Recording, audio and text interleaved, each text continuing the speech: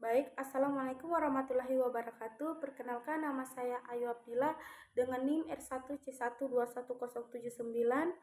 Pada video kali ini, saya akan mempresentasikan tugas dari mata kuliah Geodinamika Pantai, di mana saya akan membahas geomorfologi pantai kelapa dengan morfologi pantai berpasir dan morfologi notch, di mana yang pertama saya akan membahas morfologi pantai berpasir, di mana morfologi pantai berpasir ini dia merujuk pada bentuk dan struktur fisik pantai yang didominasi oleh butiran pasir. Pantai ini sering ditemukan di berbagai belahan dunia dan merupakan salah satu ekosistem yang paling dinamis. Morfologi pantai berpasir dapat bervariasi, tergantung pada faktor seperti kondisi geologi, arus laut, pasang surut, dan aktivitas biologis di daerah tersebut. Ciri khas dari pantai berpasir adalah permukaannya yang halus, kemiringan yang seringkali landai, serta keberadaan berbagai fitur morfologi seperti dun atau bukit pasir, teluk, dan laguna. Adapun proses terbentuknya morfologi pantai berpasir ini yaitu terbentuknya morfologi pantai berpasir melibatkan berbagai faktor fisik dan biologis. Secara umum, proses ini dapat dibagi menjadi beberapa tahap, yaitu yang pertama erosi dan sedimentasi, di mana pantai berpasir terbentuk melalui proses erosi dan oleh gelombang laut yang menghantam garis pantai. Tindakan gerakan air ini mengikis material dari batuan dan tebing di sekitar pantai sehingga menghasilkan butiran-butiran pasir. Proses sedimentasi terjadi ketika butiran pasir diendapkan kembali di daerah yang lebih tenang, seperti di teluk atau di belakang dun. Yang kedua, aktivitas gelombang dan arus. Gelombang laut yang datang dengan berbagai kekuatan akan mempengaruhi distribusi pasir di pantai. Arus yang dihasilkan oleh gelombang dapat membawa butiran pasir menjauh dari pantai atau mendekatkannya. Oleh karena itu, pola gelombang sangat berperan dalam pembentukan morfologi pantai berpasir. Adapun hubungan morfologi pantai berpasir dengan daerah di sekitarnya, yaitu morfologi pantai berpasir sangat erat berkaitan dengan ekosistem dan lingkungan fisik di sekitarnya. Beberapa hubungan tersebut diantara lain adalah yang pertama, ekosistem laut dan pantai, di mana pantai berpasir merupakan transisi antara ekosistem laut dan daratan. Zona intertidal di pantai ini menyediakan habitat bagi berbagai jenis organisme laut seperti moluska, krustasea, dan beberapa spesies ikan lainnya. Selain itu, pantai berpasir juga menjadi tempat bertelur bagi beberapa spesies penyu yang menjadikan daerah ini sangat penting keberlangsungan hidup spesies tersebut.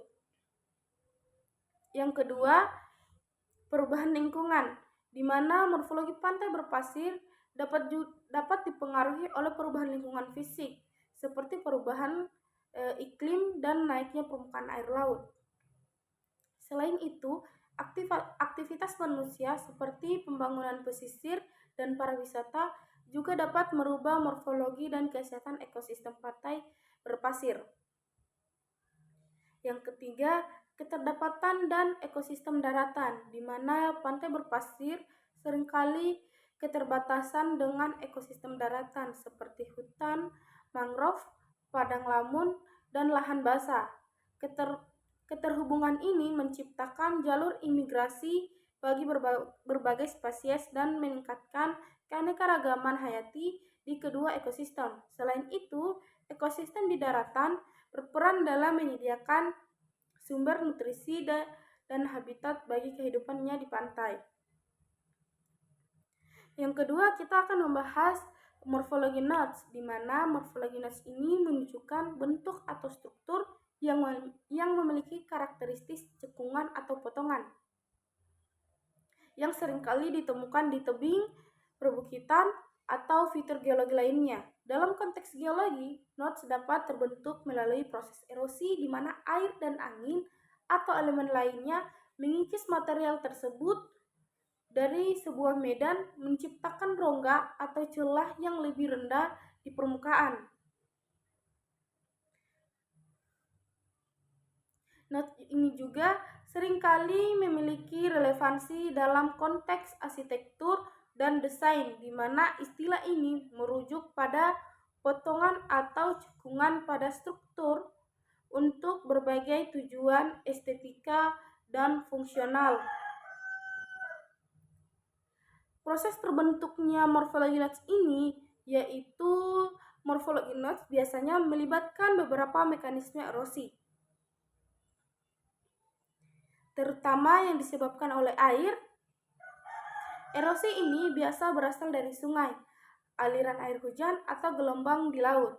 Proses erosi dimulai dari ketika air mulai mengalir dan mengikis lapisan-lapisan material, memindahkan partikel tanah dan batuan.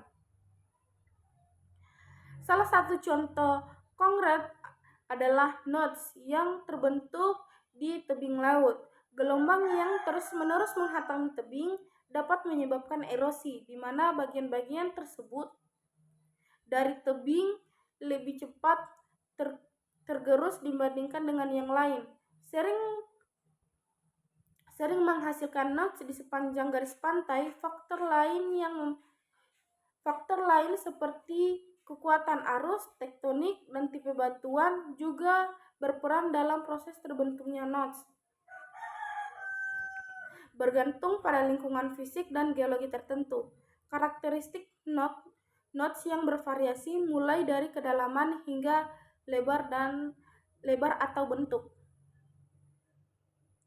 Hubungan morfologi nodes dengan daerah di sekitarnya, yaitu morfologi nodes tidak berdiri sendiri, melainkan memiliki hubungan yang erat dengan ekosistem dan lingkungan fisik di sekitarnya.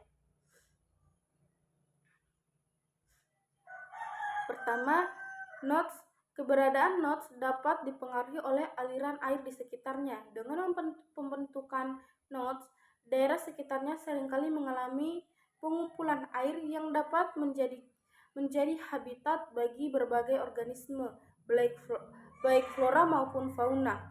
Misalnya, nodes yang terbentuk di permukaan tanah dapat menjadi genangan air yang mendukung kehidupan organisme tumbuhan air dan hewan akuatik.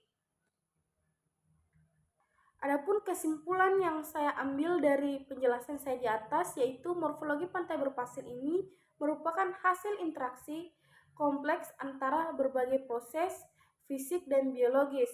Proses terbentuknya pantai berpasir ini melibatkan erosi, sedimentasi, dan pengaruh vegetasi. Di sisi lain juga morfologi terbentuk memainkan peran penting dalam ekosistem laut dan daratan di sekitarnya, menciptakan hubungan yang saling menguntungkan antara kedua lingkungan tersebut. Perlindungan dan pengolahan pantai berpasir penting untuk menjaga keberlanjutan ekosistem dan sumber daya yang bergantung padanya. Seiring dengan perubahan lingkungan yang terjadi, pemahaman kita tentang morfologi pantai berpasir dan keterkaitan daerah sekitarnya akan semakin penting di masa depan. Yang kedua, morfologi nodes adalah contoh yang menarik dari dinamika geologi, di mana proses alami yang menghasilkan untuk memiliki pengaruh signifikan tidak hanya dari struktur fisik, tetapi juga ekosistem sekitarnya melalui proses erosi. Nodes terbentuk dan memiliki beberapa dampak terhadap aliran air, habitat hidup, dan bahkan bisa menjadi indikator perubahan lingkungan.